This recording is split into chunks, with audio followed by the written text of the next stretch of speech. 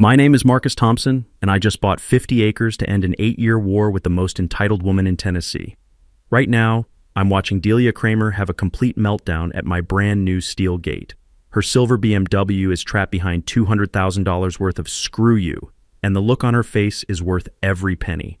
She's been cutting through my property illegally for 8 years. 8 years of treating my retirement land like her personal shortcut to the country club. When I finally said enough and built a fence, she hit me with a $500 HOA fine for using the wrong shade of white. Antique ivory wasn't acceptable. Only Cream Dream met her standards. I'm not kidding. Those are the actual paint names she specified. That's when she made her fatal mistake. See, she assumed a retired civil engineer wouldn't know how to fight back. What she didn't know was that I'd been waiting 40 years for someone stupid enough to pick a legal fight with me. The horn from her BMW just hit the 3-minute mark. That's dedication. But here's what makes this perfect. She can honk until the heat death of the universe, and this gate will never open for her again. Because last week, I discovered something in the 1987 county records that doesn't just prove she's been trespassing, it's about to end her entire HOA presidency. And it all started with the most ridiculous paint violation in suburban history. Let me take you back 3 months to when I thought retirement meant choosing between golf and fishing, instead of waging legal warfare against the most entitled woman in Tennessee. I'd just moved to my dream property, 15 acres of rolling hills with a creek running through the back, and enough space that I couldn't see my neighbors unless I really tried. After 40 years of designing municipal water systems and reading construction codes until my eyes bled, this was supposed to be my peaceful retreat where the biggest decision of the day was whether to have my morning coffee on the front porch or the back deck. I should have known better than to expect peace and quiet when there's an HOA president within a 20-mile radius. The trouble started on my third Tuesday morning when I was watching a family of deer graze near the creek and heard the unmistakable sound of expensive German engineering crunching across my gravel driveway.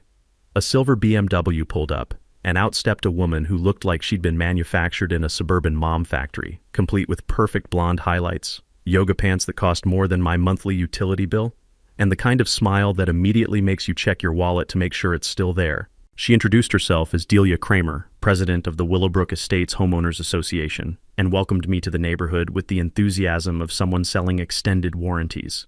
That should have been my first red flag right there because my property isn't in Willowbrook Estates and never has been. My 15 acres predates their entire development by a decade and a half, but apparently geography wasn't Delia's strong suit. She explained that she'd stopped by because there had been some concerns about my fence, gesturing toward the simple chain-link barrier I'd installed around my vegetable garden to keep the deer from turning my tomatoes into an all-you-can-eat buffet. According to Delia, my fence wasn't in compliance with community standards, which was news to me since I didn't know I was part of any community that had standards about my personal property. She consulted a clipboard that materialized from nowhere and informed me that HOA covenants required all fencing to be white vinyl, minimum 6 feet in height, with decorative post caps. My current fence was apparently galvanized steel mesh, approximately 4 feet high, with standard metal posts, and it was affecting everyone's property values in ways that would make Adam Smith weep.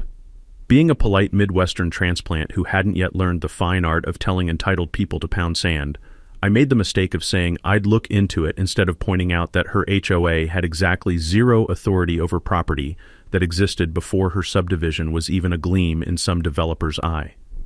2 weeks later, the violation notice arrived via certified mail with all the ceremony of a federal indictment.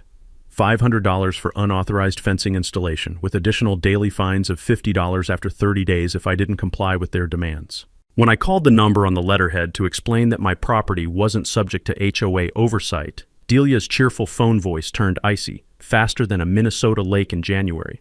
She insisted that every property in the area fell under HOA jurisdiction and suggested I was confused about my property boundaries, which was rich coming from someone who apparently thought property law was more of a suggestion than an actual legal requirement. She offered to come over with their surveyor to clear up my obvious confusion, and like an idiot, I agreed. The next morning, Delia arrived with a man carrying surveying equipment and an attitude problem. They spent 2 hours measuring things, consulting maps, and having whispered conversations near their cars before Delia marched up to my porch and announced that while my house sat just outside their community boundaries, my fence was actually on property that fell under HOA jurisdiction. When I asked to see this miraculous survey that proved my vegetable garden had somehow moved itself into their territory overnight, She couldn't produce any actual documentation, just kept insisting that their professional analysis proved jurisdiction over my fence. That night, I did what any self-respecting engineer does when someone tries to snow them with technical nonsense that doesn't pass the smell test. I drove to the county records office first thing the next morning and pulled every property document, survey map, and legal filing dating back to 1987. What I found in those dusty files didn't just prove that Delia was lying about jurisdiction over my fence. It revealed something that would give me the perfect weapon to end her 8-year crime spree and destroy her suburban dictatorship forever. But before I tell you about that discovery, you need to understand that this wasn't really about my fence at all. This was about control, and the route Delia had been using to maintain that control was about to become very, very expensive for her. The county clerk's office smelled like old paper and forgotten dreams. But to me it was better than Christmas morning because I was about to unwrap the most beautiful revenge present in Tennessee legal history. I'd brought a thermos of coffee and settled in for what I knew would be the most productive day of my retirement, digging through 40 years of property records to prove that Delia Kramer was completely full of expensive legal nonsense. I started with my property deed from 1987, when Harold Westbrook originally purchased these 15 acres of prime real estate. The boundaries were marked by stone monuments that were probably older than disco, and there wasn't a whisper of HOA covenants anywhere in the documentation. My land was clean, clear, and completely independent of any suburban dictator's authority, which felt pretty damn good after listening to Delia's lecture about community standards. Then I pulled the Willowbrook Estates development records from 2002, 15 years after my property was already owned and occupied. The development boundaries stopped exactly at my eastern property line like they'd hit an invisible wall, with no overlap whatsoever. But that's when I found something that made me sit up straight in that creaky wooden chair and start grinning like an idiot. Buried in their construction plans was a document that would end Delia's morning routine forever. Temporary construction easement-Westbrook property-access route for development phase 2. Dated March 2003 with a crystal clear expiration date of 18 months maximum. Development Phase 2 was completed in December 2004 according to the county's own certificates, which meant this easement had been dead and buried for exactly 20 years. 20 years of Delia driving through my property every single morning at 7:43 a.m., committing criminal trespass while lecturing me about property compliance. The irony was so beautiful I actually started laughing out loud, and the county clerk shot me a look like maybe I was having some kind of mental episode. I kept digging through those files like a prospector who'd just struck gold, and every document made the situation more perfect. Environmental studies showing they'd used my land as a temporary construction route to avoid sensitive wetlands, with specific legal requirements to restore everything to original natural conditions when finished. Restoration that never happened, because entitled people don't clean up their messes when they can just keep using someone else's property for free. Traffic impact assessments proving the route was never intended as permanent access, just a short-term convenience during building. But the real masterpiece was tucked away in the Willowbrook HOA charter itself. Article 7, Section 3, written by their own expensive lawyers. The association shall maintain strict compliance with all county regulations and property law, and any violation of easement agreements or trespass upon non-member property shall result in immediate removal of board members and potential dissolution of association legal standing. Delia had been violating her own HOA's founding charter every single morning for 8 years, documenting her crimes with the consistency of a Swiss watch. She just handed me the legal dynamite to blow up her entire suburban empire, and she had absolutely no idea what was coming. Because tomorrow morning, I was going to make a phone call that would change both our lives forever. Driving home from the courthouse with 21 pages of legal dynamite in my passenger seat, I felt like a prospector who'd just struck the mother lode. I had everything needed to destroy Delia's morning routine and probably end her HOA dictatorship. But as I turned into my driveway, something made me hit the brakes, both literally and figuratively. Fresh tire tracks were cutting across my back pasture in a perfect line where she'd trespassed again while I was at the county office documenting her 8-year crime spree. That's when the engineer in me took over from the angry property owner. I didn't just want to stop Delia Kramer from using my land as her personal highway. I wanted to trap her so completely that she'd never abuse anyone else's property rights again. Calling the sheriff about criminal trespass would solve my immediate problem, but it wouldn't address what happens to the next poor soul who gets targeted by her suburban tyranny. People like Delia don't learn from slapped wrists. They just find new victims and new ways to flex their authority until someone with bigger guns shuts them down permanently. What I needed wasn't just a fence around my property, but a strategy that would end her reign while protecting innocent Willowbrook residents who weren't part of her power games. So I started approaching this like the engineering project it really was. Those county documents weren't just evidence, they were construction blueprints for something much bigger. That HOA charter clause about automatic removal for property law violations wasn't accidental language. Smart lawyers had built in a nuclear option for exactly this situation, knowing what kind of personalities get drunk on homeowner association power. But timing nuclear options requires strategic positioning to avoid collateral damage. I needed leverage giving me complete control while offering Delia a face-saving exit if she was intelligent enough to recognize checkmate when she saw it. Something benefiting the entire community, whether she chose cooperation or total destruction. That's when I remembered the for sale sign on County Road 847 that I'd noticed driving to the courthouse. 50 acres of prime undeveloped land sitting right against my eastern boundary, controlling every deer trail, back road, and unofficial shortcut between Willowbrook Estates and civilization. The asking price was $200,000, steep for undeveloped property and way outside any reasonable retirement budget. But I wasn't thinking about reasonable anymore. I was thinking about the most expensive chess move in Tennessee history, positioning myself to control every square on the board while Delia played checkers with her fake surveys and expired easements. That property would give me something more valuable than money could buy: complete tactical superiority over someone who'd spent 8 years thinking she was untouchable. I pulled out my phone and dialed the number on the real estate sign. Some games are worth whatever they cost to win, and this one was about to become very expensive for the right person. Patterson Real Estate, this is Jennifer speaking, and she sounded like someone who hadn't fielded a serious inquiry about the Hartwell property since the Clinton administration. I explained I was interested in the 50-acre parcel on County Road 847, and she practically jumped through the phone with enthusiasm, asking if I was looking to build a house. I told her something like that, which was technically accurate if you consider building the perfect legal trap a form of residential construction.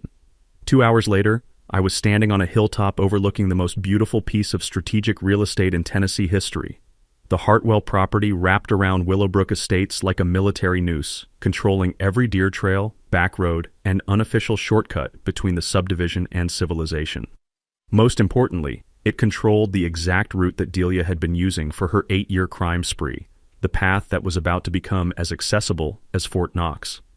Jennifer walked me through the boundaries, explaining that the previous owner had used it for hunting and that the only legal access was through the main gate on County Road 847. When I asked about that old trail cutting through the eastern section, she confirmed what I already knew from the county records. Not a real road, just abandoned construction access from Willowbrook development that should have been restored to natural conditions 2 decades ago. I looked at this woman who had no idea she was about to witness the most expensive revenge purchase in county history and told her I'd take it.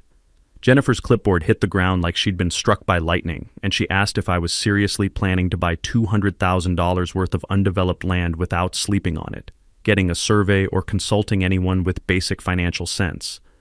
I explained that I was a widower with excellent credit and a very specific use for strategic real estate, which was ending the criminal career of Tennessee's most entitled trespasser. The paperwork took 3 hours, during which I signed documents transferring more money than most people spend on houses into what was essentially the world's most expensive gate across someone else's driveway. Closing was scheduled for Friday, giving me exactly 10 days to orchestrate infrastructure that would make the Berlin Wall look like a garden fence. I spent the next week throwing retirement money at contractors like a drunken lottery winner. Fence Right Construction got the call for 8-foot chain link around 50 acres with barbed wire on top and industrial locks that could stop a tank. Precision Security Systems designed a perimeter monitoring system with motion sensors and cameras that would make the Pentagon jealous.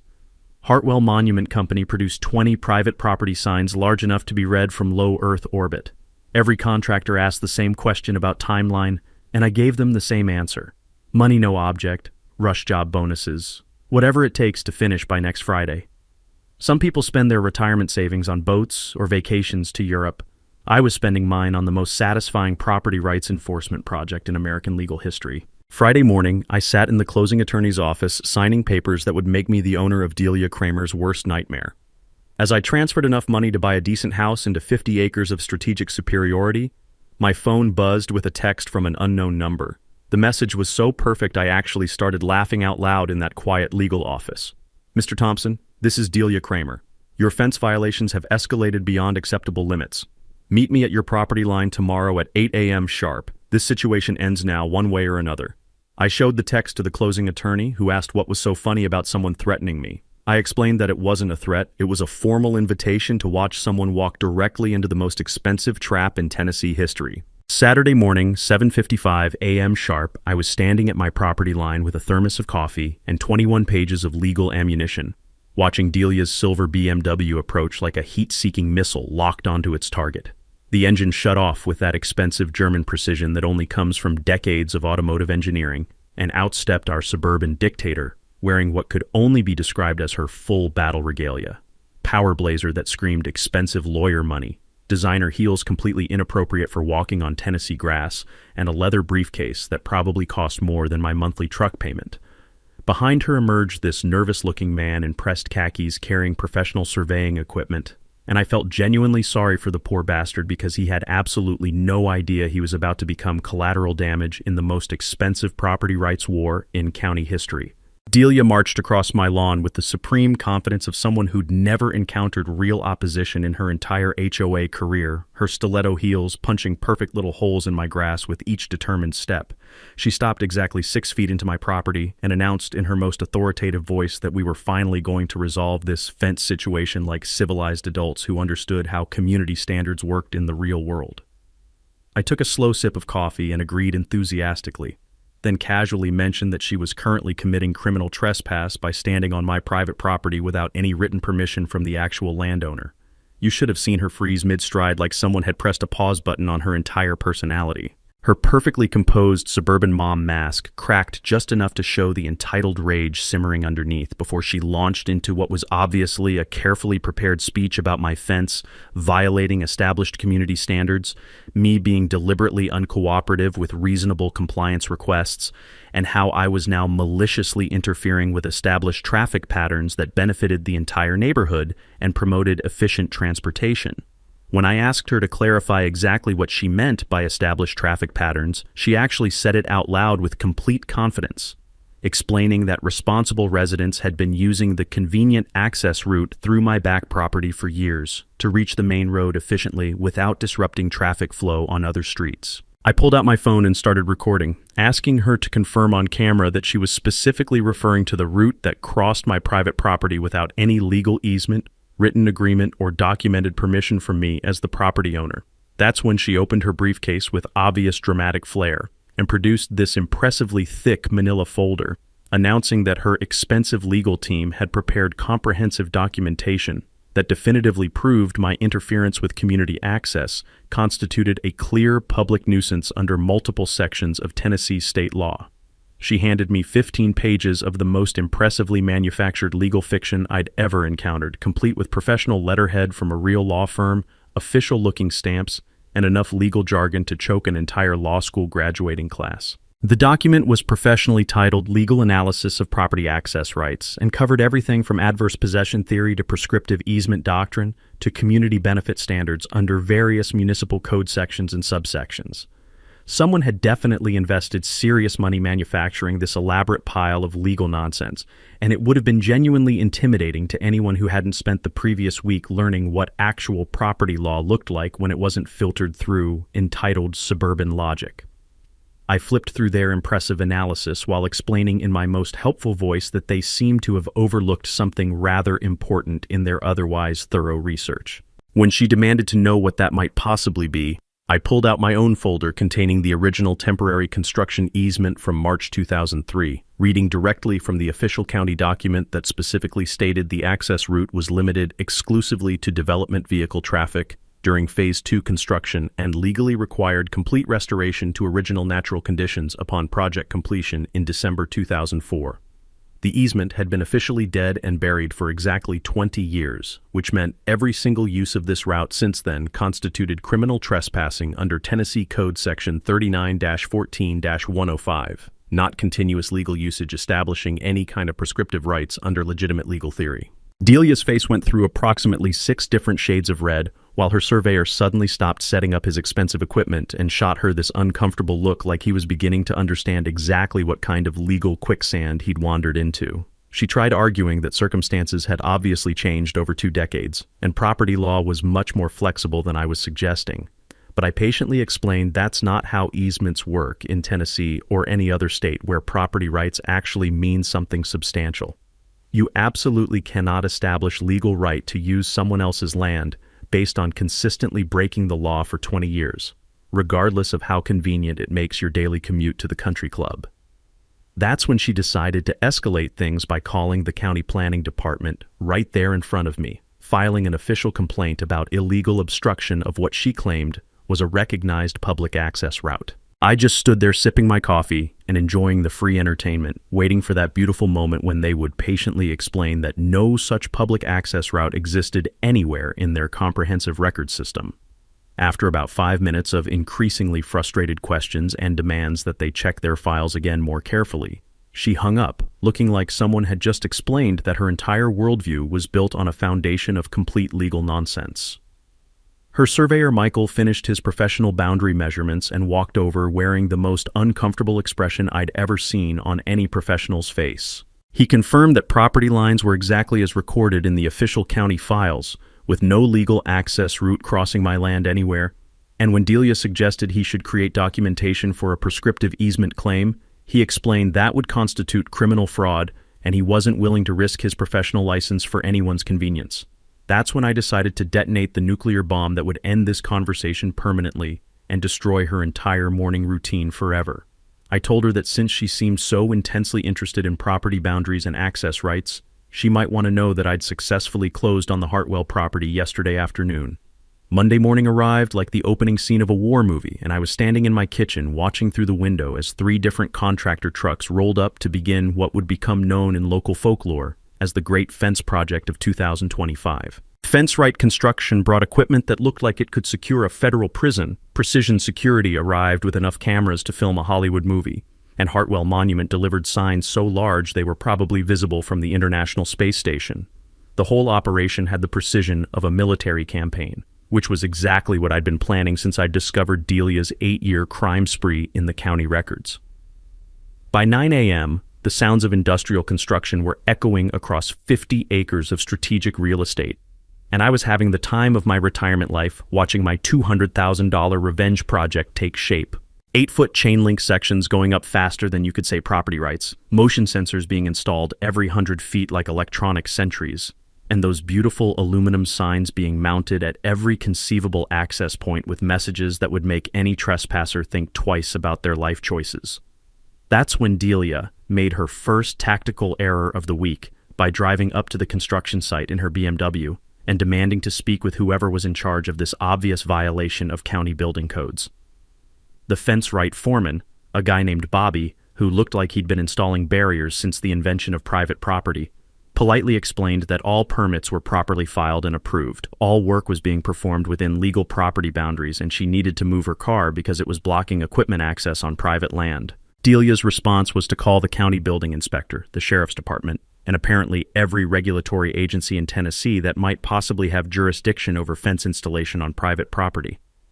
What she discovered over the next 2 hours of increasingly frantic phone calls was that I'd done my homework better than a doctoral dissertation, filing every required permit, meeting every code requirement, and documenting every aspect of this project with the thoroughness that only comes from 40 years of engineering experience.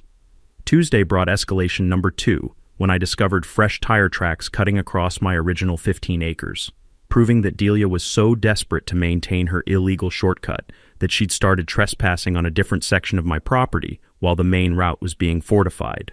The audacity was breathtaking, like a bank robber deciding to hit the same bank through the back door while police were installing security cameras at the front entrance.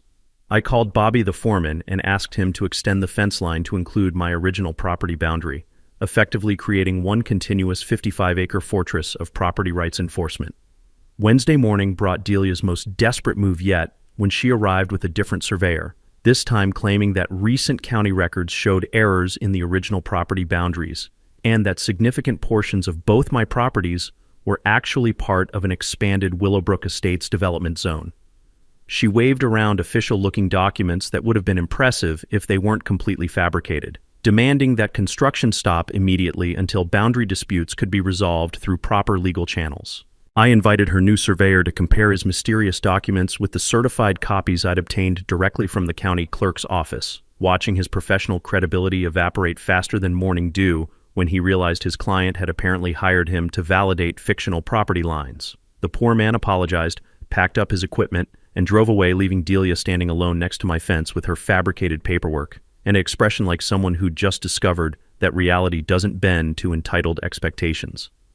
Thursday escalated into what I can only describe as Delia's complete meltdown when she showed up with bolt cutters and started attempting to remove sections of my fence that she claimed were illegally installed on HOA property. Bobby the foreman called the sheriff's department while I stood there documenting everything with my phone, creating a beautiful video record of Tennessee's most entitled woman committing criminal property damage in broad daylight.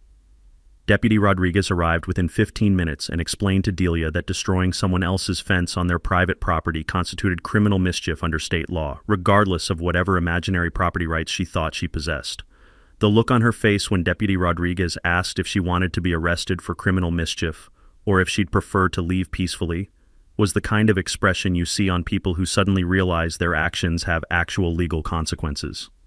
She chose to leave, but not before screaming something about expensive lawyers and federal property rights violations that would apparently shut down my entire project through superior legal firepower. Friday morning brought the grand finale when Delia arrived with a moving truck and two men who looked like they'd been hired from the day labor pool outside Home Depot. Her brilliant plan, as near as I could determine, was to physically relocate sections of my fence to create her own personal access route through what she had somehow convinced herself was disputed territory. I watched through my kitchen window as these poor guys started unloading shovels and crowbars while Delia directed them toward my fence line like some suburban general planning an assault on private property rights. That's when I made a phone call that would change everything about this ridiculous situation. I dialed Sarah Kai's number and explained that my fence project had apparently attracted the attention of someone who thought criminal property damage was an acceptable solution to traffic inconvenience. Sarah asked if I had documentation of the destruction attempts, and I told her I had video evidence that would make any prosecutor weep with joy. She said she'd be right over with paperwork that would end this nonsense permanently, and I told her she might want to bring a camera crew because this was about to become the most educational property law demonstration in Tennessee history. Sarah Kai arrived at my property Friday afternoon driving like she was responding to a 5-alarm legal emergency, which in a way she was because Delia's fence destruction project was still in progress when my attorney's Honda pulled into the driveway. Sarah stepped out carrying a briefcase and wearing the kind of expression that defense attorneys get when they realize their client has just confessed to murder on live television. She took one look at Delia directing 2-day laborers to dismantle my fence with crowbars and started laughing so hard I thought she might need medical attention. Within 20 minutes, Sarah had documented everything with her phone, taken statements from Bobby the foreman and his crew, collected physical evidence of the damaged fence sections, and explained to Delia's hired muscle that they were currently committing felony destruction of property on camera and might want to consider alternative employment opportunities. The day laborers dropped their tools faster than hot potatoes and disappeared in their pickup truck, leaving Delia standing alone next to my fence holding a crowbar and looking like someone who just realized that reality has consequences. Sarah introduced herself as my legal counsel and politely suggested that Delia might want to contact her own attorney before continuing her property destruction project, because what she was currently doing constituted multiple felonies under Tennessee criminal law. Delia's response was to claim that she was exercising legitimate property rights under HOA authority and that any interference with her activities would result in federal lawsuits for violation of community access rights under interstate commerce regulations. That's when Sarah pulled out her phone and made a call that would turn this local property dispute into a statewide news story. She contacted Rita Walsh, an investigative journalist who specialized in suburban corruption and HOA abuse cases, explaining that she had documentation of what appeared to be an 8-year pattern of criminal trespassing combined with attempted destruction of private property by an elected HOA official. Rita said she'd be there within 2 hours with a camera crew because stories about entitled HOA presidents committing crimes on camera were exactly the kind of content that made local news directors extremely happy. Saturday morning brought the beautiful sight of Channel 7 news van pulling up to my property, followed immediately by Rita Walsh and a cameraman who looked like he'd been covering crime scenes since the invention of television journalism. Rita interviewed Sarah about the legal implications of HOA officials trespassing on private property, talked to Bobby about the fence destruction attempts, and got Deputy Rodriguez on record explaining that criminal mischief charges were definitely being considered against certain unnamed individuals. The story that aired Sunday evening was a masterpiece of investigative journalism titled HOA President Accused of Chronic Trespassing and Property Damage. Rita had done her homework, pulling county records that documented the expired easement, interviewing legal experts who explained that 20 years of illegal usage doesn't create legal rights, and presenting the whole situation as a cautionary tale about what happens when elected officials think authority means immunity from property law. But the real beautiful part came Monday morning when my phone started ringing with calls from other Willowbrook residents who'd been watching the news and wanted to share their own stories about Delia's creative interpretations of HOA authority. Apparently, our fence dispute had opened floodgates of complaints about financial irregularities, vote manipulation, and selective enforcement of community rules that benefited Delia's friends while punishing anyone who questioned her decisions. By Tuesday, the Tennessee State HOA Oversight Commission had announced they were launching a formal investigation into Willowbrook Estates management practices, and Delia's 8-year reign of suburban tyranny was about to become the subject of official state scrutiny that would make my fence project look like a minor property disagreement. Wednesday morning brought the most beautiful phone call of my entire retirement when Sarah Kai's voice practically vibrated with excitement through my speaker. The Tennessee State HOA Oversight Commission had spent exactly 48 hours reviewing the evidence Rita Walsh's news story had generated, and what they'd discovered made my fence dispute look like a parking ticket compared to federal racketeering charges. Apparently, other Willowbrook residents had been documenting Delia's creative leadership style for years, just waiting for someone brave enough or stupid enough to challenge her authority publicly. The state investigators had found financial irregularities dating back 3 years, including community improvement funds that had mysteriously vanished into projects that seemed to benefit properties owned by Delia's personal friends. Vote manipulation during HOA board elections where proxy ballots from residents who'd moved away years earlier somehow kept appearing to support Delia's preferred candidates. Selective enforcement of community standards that resulted in expensive fines for people who'd questioned her decisions, while identical violations by her supporters went completely unnoticed. But the real bombshell was hidden in the HOA's own meeting minutes, which Sarah had subpoenaed as part of our property dispute case.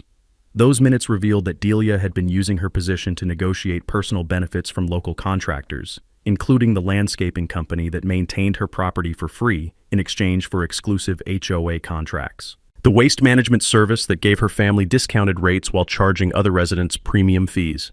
Even the security company that monitored the subdivision had been providing free monitoring for Delia's house while billing the association for services never rendered. Thursday brought news that made me actually dance a little jig in my kitchen when Sarah called to explain that the state commission had issued an emergency suspension of Willowbrook Estates' legal standing as a recognized homeowners association. Effective immediately, they had no authority to issue violations, collect fines, or enforce any community standards until a complete audit could be performed and new leadership elected under state supervision. This meant that every violation notice Delia had ever issued, including my ridiculous fence color fine, was now legally invalid. Every fine she'd collected over the past 3 years would need to be refunded with interest. Every contract she'd negotiated on behalf of the association was subject to review for potential fraud. Her entire suburban empire had collapsed faster than a house of cards in a hurricane, and the beautiful irony was that it had all started with her illegal shortcut through my vegetable garden. Friday morning brought the coup de grace when Deputy Rodriguez called to inform me that the district attorney's office had decided to file criminal charges against Delia for the fence destruction incident. Criminal mischief in the first degree, trespassing, and conspiracy to commit property damage were apparently serious enough crimes that bail had been set at $50,000. The same woman who'd lectured me about community standards was now facing the possibility of criminal conviction and jail time for destroying private property. But wait, it gets even better. Sarah had been busy researching Delia's background for our civil case, and what she'd discovered would make any prosecutor's career. This wasn't Delia's first HOA presidency, and it wasn't her first ethics investigation either. She'd left 2 previous communities under similar clouds of financial irregularities and resident complaints, always managing to move on before formal charges could be filed.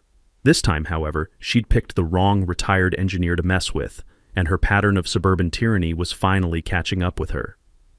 The State Commission's preliminary report, released the following Monday, was a 73-page document that read like a masterclass in how not to run a homeowners association. Financial mismanagement, abuse of authority, violation of state regulations governing nonprofit organizations, and failure to maintain required documentation for community decisions.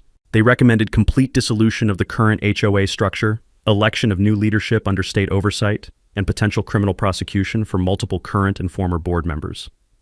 Tuesday brought my favorite news of the entire saga when Sarah called to read me the official notice that had been posted on every door in Willowbrook Estates. Due to criminal investigation and state regulatory violations, all HOA authority was suspended indefinitely. All pending violations were canceled. All collected fines from the past 3 years would be refunded with statutory interest, and residents were advised to seek independent legal counsel if they believed they'd been victims of association misconduct. The notice also included a phone number for reporting additional complaints to the State Commission, and according to Rita Walsh's follow-up news story, that phone line had been ringing non-stop since Tuesday morning. Apparently, Delia's reign of terror had affected far more people than anyone had realized, and my simple fence dispute had opened the floodgates for justice that was 20 years overdue. Wednesday morning, exactly 1 week after Delia had tried to destroy my fence with crowbars and day laborers, I was standing in my kitchen drinking coffee and watching Channel 7 News report that Tennessee's most infamous HOA president had been arrested at her home and charged with embezzlement, fraud, and racketeering under state organized crime statutes. Thursday morning brought an emergency notification that would become the most entertaining event of my entire retirement when the newly appointed state receiver for Willowbrook Estates called to inform me that a mandatory community meeting had been scheduled for Saturday afternoon at the local community center. Every resident was required to attend to hear the findings of the state investigation, vote on new leadership under official supervision, and address outstanding legal issues affecting the association's future. I marked my calendar with the enthusiasm of someone who'd been waiting 3 months to watch justice served with all the ceremony it deserved. Saturday afternoon arrived with the crisp clarity of a Tennessee autumn day, and the community center parking lot looked like a suburban refugee camp as confused Willowbrook residents gathered to learn exactly how much damage their elected leadership had inflicted on their property values and legal standing. I arrived early with Sarah Kai and Rita Walsh, who'd convinced her news director that this meeting would provide the perfect conclusion to her investigative series on HOA corruption. The camera crew set up in the back of the room, while residents filed in wearing expressions ranging from curious to absolutely furious. State Receiver Margaret Thompson took the podium at exactly 2 p.m. and began reading from a prepared statement that would demolish Delia's reputation so completely that archaeologists would need carbon dating to find the remains. The investigation had uncovered financial irregularities totaling over $400,000, including community improvement funds diverted to personal accounts, contractor kickbacks disguised as consulting fees, and insurance fraud involving claims for property damage that had never actually occurred. Every resident in that room went dead silent as the numbers kept climbing like a slot machine hitting the corruption jackpot. But the really beautiful part came when Receiver Thompson started reading specific examples of Delia's creative accounting practices. Landscaping contracts that charged the association premium rates while providing cut-rate service to properties owned by board members and their families. Security monitoring fees for equipment that had never been installed, creating a fictional paper trail that existed only in billing statements and bank transfers. Maintenance assessments for community facilities that had been permanently closed to residents while continuing to generate invoices for services never rendered. The room erupted into the kind of angry murmuring you hear when people realize they've been systematically robbed by someone they'd trusted with their community leadership. Voices started rising as residents compared notes about suspicious assessments, unexplained fee increases, and community decisions that had been made without proper notification or voting procedures. What had started as confused curiosity was rapidly transforming into the kind of mob justice that makes politicians nervous. That's when Receiver Thompson dropped the nuclear bomb that would end Delia's career permanently and provide me with the most satisfying moment of this entire legal adventure.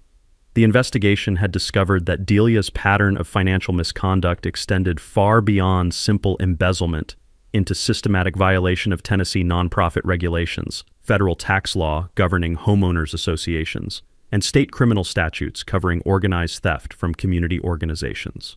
Criminal charges had been filed by the district attorney's office. Federal tax authorities were conducting their own investigation, and civil lawsuits were being prepared to recover stolen funds. But here's where the story gets really beautiful, because Receiver Thompson had saved the best revelation for last. The investigation had uncovered evidence that Delia had been using her HOA position to manipulate property assessments for tax purposes, working with a corrupt county assessor to artificially inflate values for properties owned by residents who opposed her while reducing assessments for properties owned by supporters. This wasn't just HOA corruption, it was systematic tax fraud that had been stealing money from county schools, emergency services, and infrastructure maintenance for at least 5 years. The federal implications were staggering because property tax manipulation crosses state lines when it affects federal programs funded through local property assessments. Mail fraud charges were being considered for using postal service to distribute fraudulent assessment notices, wire fraud for electronic transfers of stolen community funds, even RICO violations for operating what federal prosecutors were calling an ongoing criminal enterprise disguised as community leadership. That's when someone in the audience asked the question I'd been waiting to hear since this entire saga began. What about the property access issues that had started this investigation, and specifically what legal standing did the association have to enforce easement claims on private property outside their jurisdiction? Receiver Thompson's answer was music to my ears as she explained that the association had no legal authority whatsoever over property outside their recorded boundaries, that the temporary construction easement had expired in 2004, and that any attempt to claim prescriptive rights based on 20 years of illegal trespassing would be laughed out of any legitimate court in Tennessee. But she wasn't finished destroying Delia's legal foundation, because the state investigation had also discovered that the HOA's own bylaws specifically prohibited board members from using association resources for personal benefit, including legal fees to pursue property disputes unrelated to legitimate community business. Every dollar Delia had spent on lawyers to challenge my fence had been stolen from the Community Improvement Fund, making her legal threats against me a form of embezzlement in addition to trespassing. The meeting erupted into chaos as residents realized the full scope of corruption that had been operating under their noses for years. People were shouting questions about their own assessment irregularities, demanding to know which contracts needed to be canceled, and calling for immediate criminal prosecution of everyone who'd enabled this systematic theft. Receiver Thompson pounded her gavel and explained that criminal justice would proceed through proper legal channels, but the community's immediate priority was electing new leadership and implementing financial controls to prevent future corruption. The nomination process for new board members was like watching democracy in action, as residents nominated neighbors they actually trusted instead of whoever had the most expensive campaign literature. The voting was conducted under state supervision with paper ballots and independent counting, producing results that would have been impossible under Delia's regime of proxy manipulation and procedural gaming. But the most satisfying moment of the entire meeting came when Receiver Thompson read the final component of the state's corrective action plan. All property violations issued by the previous board were officially canceled. All fines collected over the past 3 years would be refunded with statutory interest calculated from the date of collection, and any legal actions initiated by the association against individual property owners were immediately dismissed with prejudice. My fence color violation was officially dead, my legal fees would be reimbursed by the state receiver, and Delia's entire campaign of harassment had been transformed into a criminal case that would follow her for the rest of her life.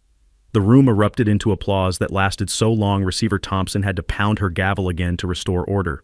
As residents filed out discussing the evening's revelations, Rita Walsh approached me for a final interview that would conclude her investigative series. She asked how it felt to see justice prevail after months of harassment, and I explained that sometimes the best defense against abuse of authority is simply knowing the law better than people who think authority exempts them from legal consequences.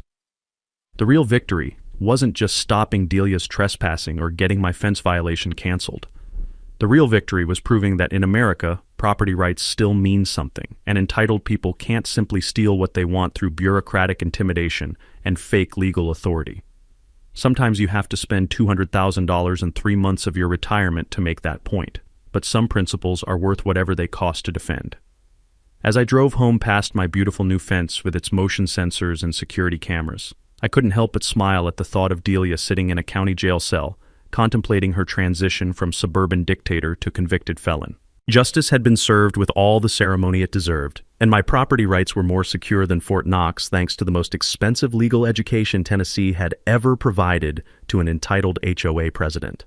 6 months after the most expensive property rights education in Tennessee history, I was standing on that same hilltop overlooking 50 acres of prime real estate that had transformed from a battlefield into something much more beautiful and meaningful for the entire community. The industrial fence and security cameras were still there, protecting the boundaries that had cost Delia Kramer her freedom and her reputation. But what had grown up around them was exactly the kind of positive outcome that makes expensive legal victories worth every penny of retirement savings. The new Willowbrook HOA board, elected under state supervision and consisting of actual neighbors instead of power-hungry bureaucrats, had approached me in March with a proposal that restored my faith in what community leadership could accomplish when it wasn't corrupted by personal agendas and financial theft. They'd been working with the County Planning Commission to address the legitimate transportation issues that had made Delia's illegal shortcut attractive in the first place, and they wanted to discuss creating a proper solution that would benefit everyone while respecting actual property rights. Their proposal was elegant in its simplicity and respect for legal boundaries. Instead of demanding illegal access through private property, they'd negotiated with the county to improve the main road infrastructure, adding a traffic light and turning lanes that would eliminate the 12-minute delay that had motivated 20 years of criminal trespassing. The project would be funded through legitimate community assessments approved by proper voting procedures, not stolen from community improvement funds through embezzlement and creative accounting. But the really beautiful part was their request to lease a small portion of my 50-acre property for a community emergency access route that would be properly surveyed, legally documented, and maintained according to county standards. They offered fair market lease payments, liability insurance, and a contract that could be terminated by either party with reasonable notice. Everything Delia should have done 20 years ago if she'd understood that property rights require negotiation, not theft.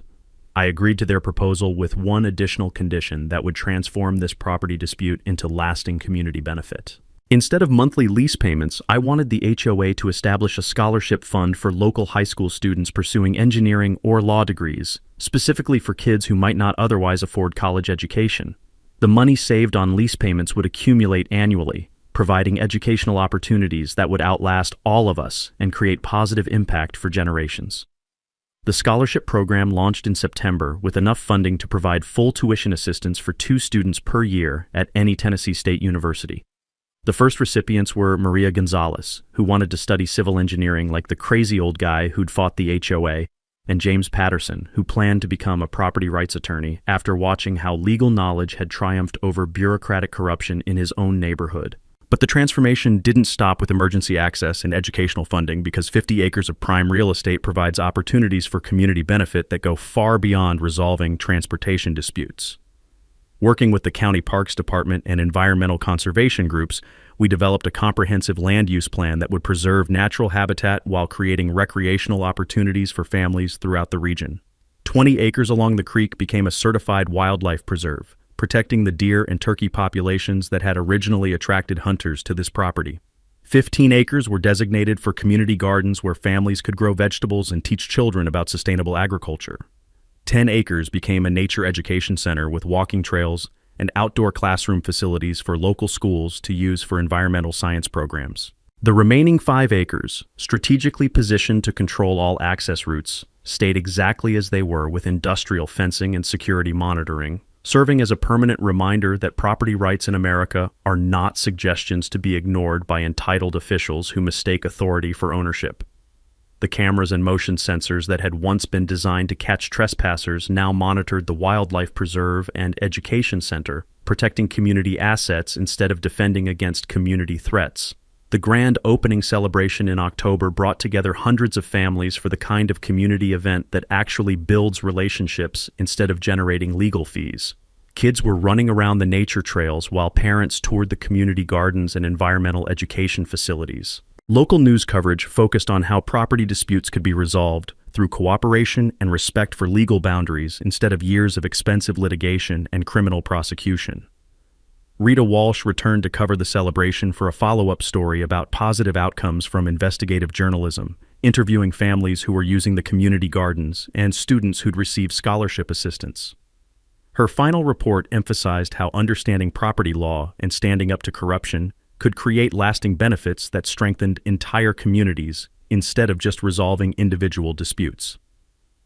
As the sun set over the most expensive and most satisfying real estate investment of my retirement, I couldn't help but think about Delia Kramer serving her 18-month sentence in federal prison for tax fraud and embezzlement. Sometimes justice requires patience, substantial financial investment, and willingness to fight entitled people who think authority exempts them from legal consequences. But the results can transform entire communities in ways that last generations.